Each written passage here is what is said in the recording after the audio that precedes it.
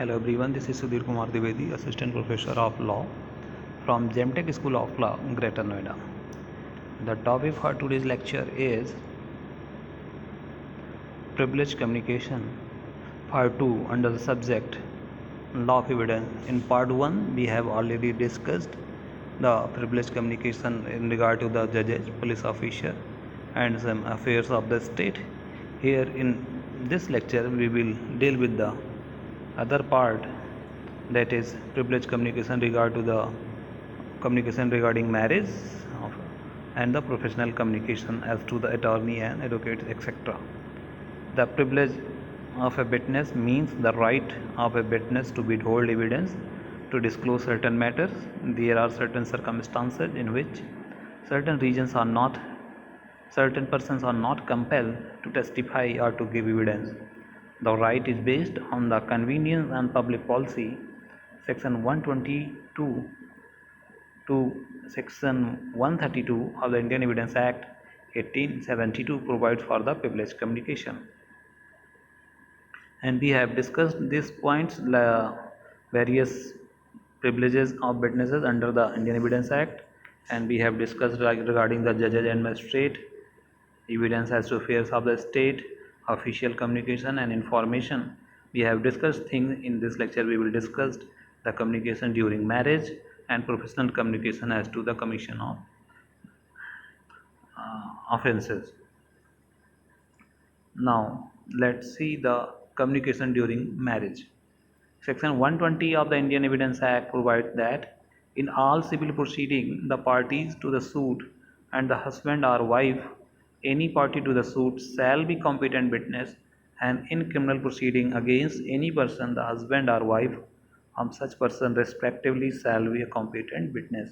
So here under this section 122, it declares that husband and wife shall be a competent witness and in civil matter, and in criminal proceedings against any person, the husband or wife of such person respectively shall be also be a competent witness. Regarding to section 122 of the said act, no person who is or has been married shall be compelled to disclose any communication made to him during marriage by any person to whom he is or has been married, nor shall he be permitted to disclose any such communication unless the person who made it or his representative in interest consents, except in suits between a married person or proceeding in which one married person is prosecuted for any crime committed against other.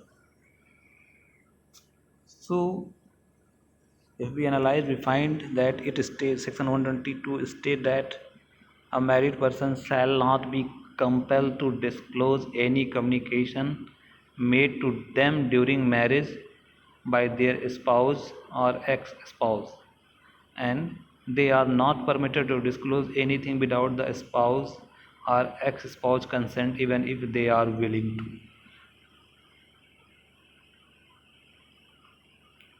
Let's try to understand by an example. Suppose the husband makes a confession to his wife that he has committed a theft or murder of a person. The wife to whom the confession is made cannot be called to court and compelled to give evidence against her husband because the protection has been given. In the case of S.J. Chaudhary versus the state, the court held that compelling spouses to disclose their private communication is far worse than getting any information at all. Therefore, such communication must be privileged. The idea behind the privilege is that if testimonies are extracted from private communication between spouses, such testimonies have the power to destroy the husband, the household peace among the family, and create a domestic morale. It will hamper the mutual trust and confidence between the spouse and weaken the marital bond. So the basic funda or basic idea behind such type of protection is that if such type of the communication of will be allowed, such private communication will be allowed, then there will be no faith in relation. No one will communicate uh, to anything to any to her or his husband and wife. So the family bonding will disappear by passing of time. That's why such type of the protection has been given. What communication is confidential? It is important. Under this section, it is relevant whether the communication was substantive or confidential in nature or not. Any conversation or communication between husband and wife is privileged no matter what are the means of communication was. The same was held in the case of Emperor versus Ramachandra. However, this rule was overruled in the case of Balachandra Namadev Sindhe versus State of Maharashtra, wherein the court laid down that Section 122 must not have any broad interpretation that expand the scope of this section. And in Ram Bharose versus the state of Uttar Pradesh, the court laid down that mere doing an act in the presence of the spouse cannot be considered as a communication between them. It is not like any domestic act will be considered as a communication. Communication must be conveyed in some way, be it verbal or non-verbal. So if in the case the wife has seen her husband coming down from the roof and then coming out of the bathroom again with the changed cloth, the wife testified regarding the same, and the testimony was admissible as the act of the husband was not communication. So the court tried to make a difference between what is communication and what is the difference between act.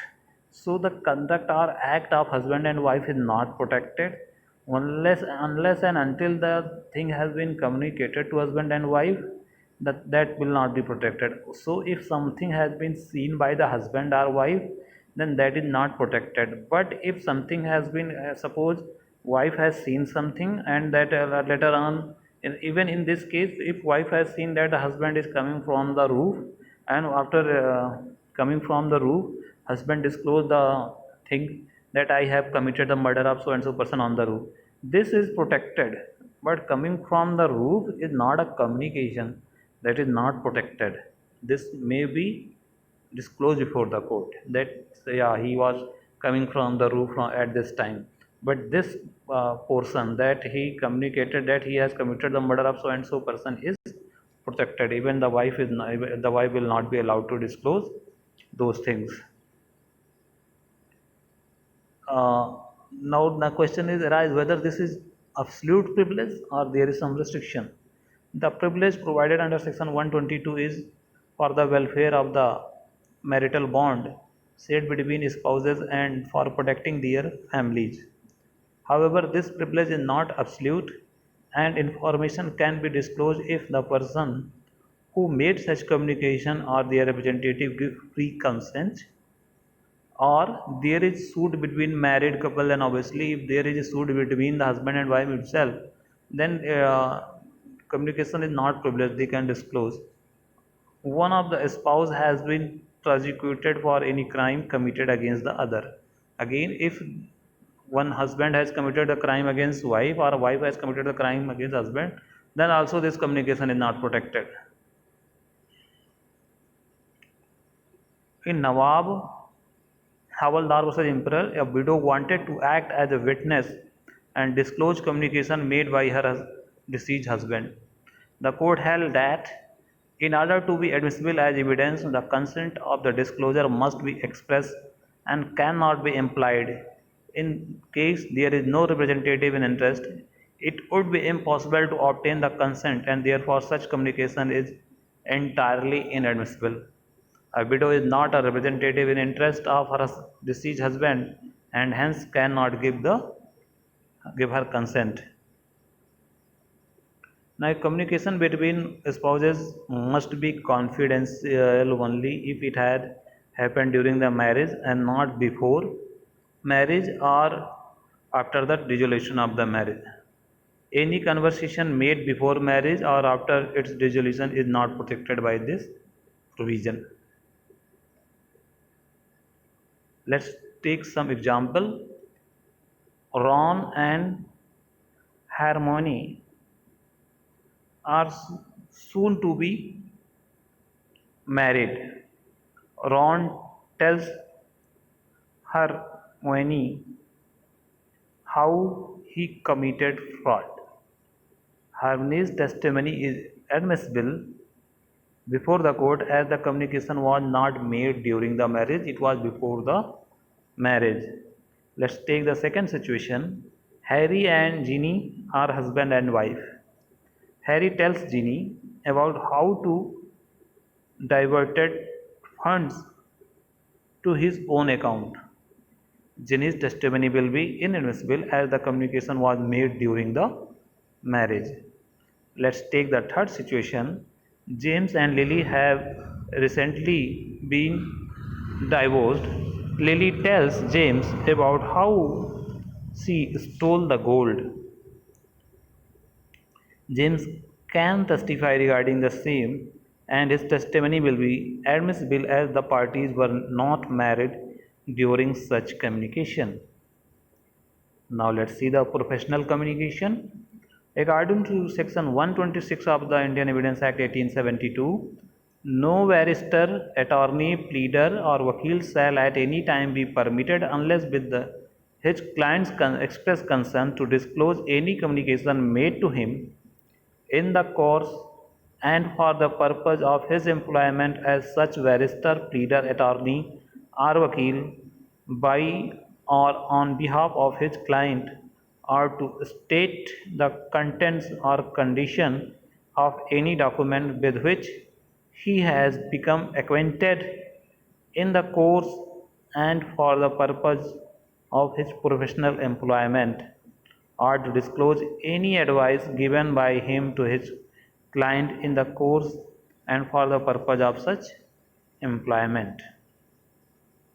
So, provided that nothing in this section shall protect from disclosure any such communication made in furtherance of any illegal purpose, any fact observed by any barrister, pleader, attorney or vakil in the course of his employment of such, showing that any crime or fraud has been committed since the commencement of his employment. It is immaterial whether the attention of such barrister, pleader, attorney or vakil was or was not directed to such fact or by on behalf of his client.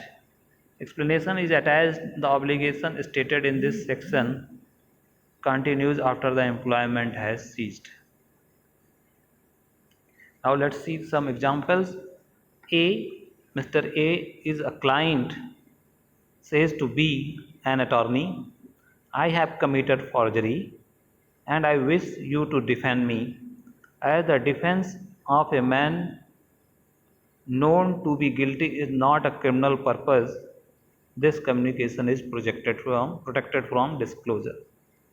A, who is a client, says to B, an attorney, I wish to obtain possession of property by use of a false document or deed on which I request you to sue. This communication being made in furtherance of criminal purpose is not protected from disclosure. Now let's see the another example. A being charged with embezzlement retains B, an attorney, to defend him. In the course of the proceeding, B urges that an entry has been made in A's account book charging A with the sum said to have been embezzled, which entry was not in the book at the commencement of the employment. This being a fact observed by B in the course of his employment, showing that a fraud has been committed since the commencement of the proceeding, it is not protected from disclosure, as this is covered in explanation. In Menaka Gandhi versus Rani Jethmalani, it was held, the court observed that everyone has the right to fair trial and for obtaining such right one might need not seek help from an attorney. People have a hard time trusting their advocate and are often scared of sharing the entire facts with them. They are under constant fear that their advocate might expose them. With the fear of being exposed in mind, they might not be able to express their problems properly and to get proper legal advice.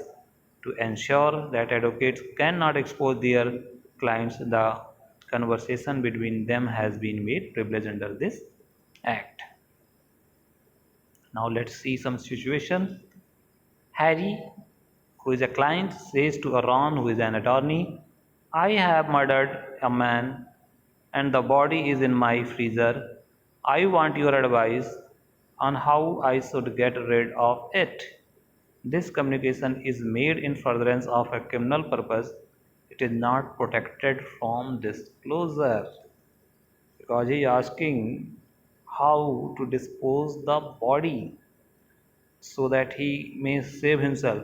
This is a criminal act for which he is seeking advice that is not protected. The crime is to be committed. Situation 2. Hermione wants to appoint Draco as a lawyer, but Wakalatnama has not been signed yet. He tells Draco about how Tom was brutally killed by her and her friends. The communication is not protected from disclosure because the client-advocate relationship does not exist as the Wakalatnama has not been signed yet.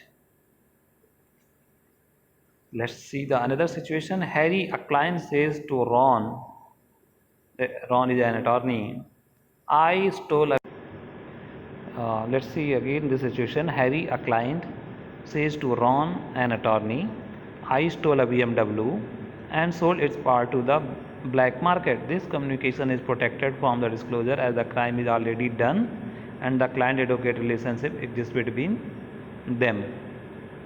That's all about the privileged communication. Thank you.